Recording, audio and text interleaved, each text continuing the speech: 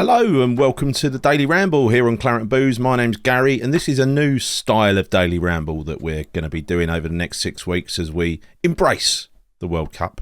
I'll talk a bit more about that later. First of all, I want to touch on some West Ham news. These are going to be hybrid shows. If there's some West Ham news out there, we'll talk about it, and we'll also focus on what's happening with England and the World Cup. So we'll start off with nothing's happening at the moment at West Ham, but why Mark Noble starting to sound like David Moyes. And we'll talk about the World Cup, just as an intro, what's happening, about it being in Qatar, etc. That's a fun one. And look ahead to England versus Iran next week. Again, another fun one. And we'll talk about the West Ham players who are going to be featuring at the World Cup, because we've got 5, which I think is a record for West Ham. So onwards and upwards. I think please give this video a watch, and if you like it, subscribe to our channel, Claret and Booze, here on YouTube. Give us a like and hit the bell notification icon. So on with the show. Why does Mark Noble sound like David Moyes? Well, he's a new sporting director, Mark Noble. We all love Mark Noble, so this is not a dig at him, right? I'm not being horrible. Is all I'm saying is, new sporting director starts on January the 1st. He said quite a few things in interviews recently, but one thing he said is, I think he was talking to TalkSport maybe, he said these days a lot of journalists and kids get attracted to shiny things. Not everyone can be De Bruyne or Lionel Messi, but people see one piece of skill on YouTube and think the player's a superstar. Happened loads at West Ham. I've even seen fans gone mad over players who do a couple of step overs and put in a nice cross, but they make the team weaker because they don't get back. They never track back to defend. Well, yeah, look, we know perhaps who that's a dig at, because we've seen this kind of narrative repeated quite a few times. None other than Syed Benrahma, I'm suspecting. But I think he really needs to. Mark's new to this job. He's new to this job, and I think he needs to get some advice around PR, and don't start, using the same sort of offhanded, dismissive words that David Moyes used a few weeks ago. So just a bit of advice to you, Mark. Learn what good PR is, and try to stick with it. So meanwhile, the ball is sitting on their hands doing nothing, as predicted many times this week. Nick has done a great show yesterday, if you haven't seen it, about potential new managers, what they could be doing and what they're not doing at the moment, apparently. I hope this is all smoke and mirrors and they are actually doing something. But meanwhile, the players have been given 2 weeks off. I'm not against that personally. Perhaps they'll come back refreshed after the 2 weeks. But David Moyes is going to the World Cup. What's he going to the World Cup for? Surely he should be sitting down with his clipboard and his iPad, working out how to get us out of this mess. Not going to the World Cup in some sort of professional guise. How is that benefiting West Ham? It's not benefiting West Ham at all. It's benefiting David Moyes. So I'm completely against that. And again, but I'm not going to, we're doing Moyes to death. I realise that at the moment, but look, we just want him gone. I do, Nick does, and John does as well. So, moving on to the next topic. So, Qatar. Oh, what a great topic. So, look, Qatar itself, we're going to talk about England. It's sport, it's football, right? The World Cup shouldn't be happening there.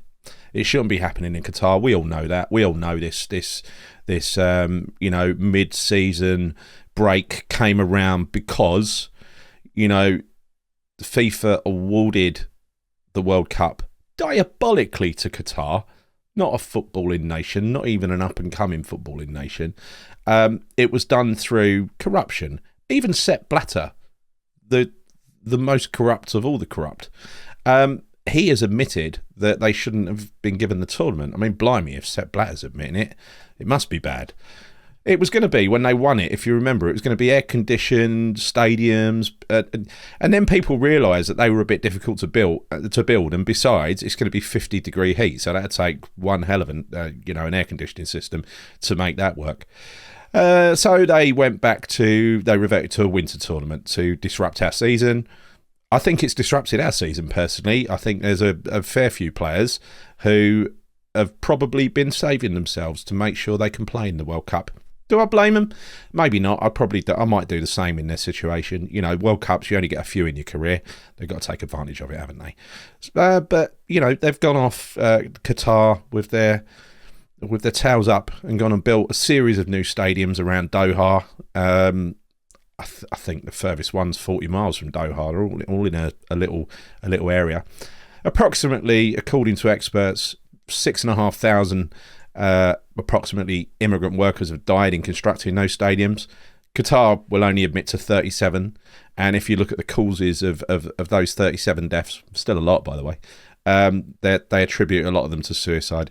Now you got to bear in mind these are the 6,500 that came from, you know, experts, human rights experts who have been keeping a close eye on this, and they how can I say, Qatar is not a nice state, you know, especially if you happen to be gay. You know, you could face imprisonment, you could even face death or something like that. It's a backward state. Never should have got the World Cup, but it is what it is. It's there, and we're going to watch it for football reasons. However, as much as you try to watch it for football reasons, we're playing Iran on Monday, and I mean this is just Iran shouldn't be there either. So firstly, it shouldn't be a Qatar. Secondly, Iran shouldn't be there. And the reason they shouldn't be there is what they're doing at the moment back in their own country. They should be pariahs like Russia of the world. If you don't know, there was a young girl, a 22-year-old called Mahsa Amini, who was arrested by the morality police in September for not wearing a hijab. Under the new rules, they had to wear it, you know, further down their face. She refused, and she rebelled. So they arrested her, and a few days later, she died of natural causes in prison. She'd been beaten to death. So that caused a massive uprising of women, all whipping off their hijabs. Been 351 deaths so far, mainly of women. And over 15,000 people have been in prison just for protesting. And recently they passed, in their parliament, their equivalent to their parliament, they agreed by a massive majority that those 15,000 plus should be punished severely, and that includes sentences 10 years, 20 years in prison, or execution by hanging, just for protesting for women's rights. So look, we're playing against a country we shouldn't be, in a country where we shouldn't be. So it's going to be, but enough of the, political stuff. I do feel quite strongly about it myself, but let's look ahead to the actual football. Now, we play Iran on Monday, 1 o'clock in the afternoon kickoff, which is a bit rubbish if, like most people, you work. But this World Cup, there are 5 West Ham players going. And when you look at it, that's the most we've ever had go to a tournament. And when you look at previous tournaments where we've had, I think in 2002 we had 3 players go. It was Trevor Sinclair, it was Joey Cole. Can't remember who the other one was, but anyway, there was 3 of them, and they were all bit part players. They were squad players. What we've got now is actually 4 out of the 5 people that go in are first team regulars. So Declan Rice, probably a second name on the team sheet. Thilo Kehrer, German regular, first team regular. Paqueta, the heart of Brazil, apparently, and Nayef Aguerd, a stalwart in the Moroccan defence. The only one who's going to be bench warming this time is going to be Areola. He probably won't get a game. He's there as a second or third choice keeper. But anyway, all those great players, all those first team regulars, and we're still 1 point off relegation. Isn't that right, Dave? The World Cup starts on Sunday night. Huge game. Qatar versus Ecuador. Like I said, England versus Iran at the Khalifa International Stadium, Monday at 1 o'clock.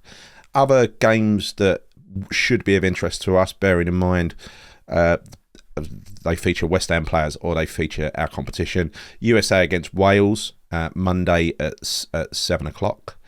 And hold on a minute. Where are we going? There we go. I'm rubbish with these things.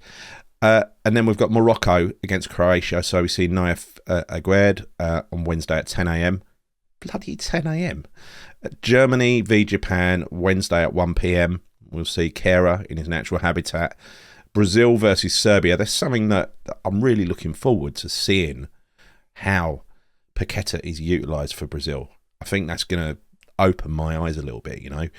And England versus USA next Friday. So England is Monday and Friday. Even though the first one's at 1 p.m, which is rubbish, on Friday it's at 7 p.m, so it goes back to normal again. And then Wales play Iran, so obviously want a Wales home win on that one. In fact, I'm going to be supporting everybody that plays Iran. Hopefully we can send Iran home early. I mean, USA versus Iran is going to be an interesting one. I mean, they are absolute enemies from a snake perspective, aren't they? So look, this is going to be something we'll do. We will change our booze ups on the. We'll do them on the Saturday or the Sunday, where whenever we're free or whenever it's right. Hopefully, this tournament's going to warm up. England are going to go far. Love to see England go all the way. There is a possibility that could happen. It just depends on let's make an easy job of the group like we usually do, and it depends on what the draw is going to be like. I think when we got to the final of the Euros, the draw was very kind to us, so let's hope for another kind draw. Albeit sometimes the kind draw, you got to beat the best to be the best, haven't you? So I don't suppose it really matters at this level once you get to the quarterfinals onwards. But anyway, let's hope for a long run for England. Let's hope that Declan Rice brings that trophy home as well. It'd be about time he got some silverware, and I'm going to try to look forward to it. I hope you are too. I'm sure it will turn out to be in a couple of weeks when we get our head around it and we start watching the football. I'm sure it'll turn out to be a good tournament. Just a pity it's in Qatar. Anyway, that's me done. If you enjoyed this video and you want to see our World Cup series, please subscribe to the channel Claret and Booze on YouTube. Give us a like and hit the bell notification icon. Thank you very much. Until next time, see you soon and come on you irons.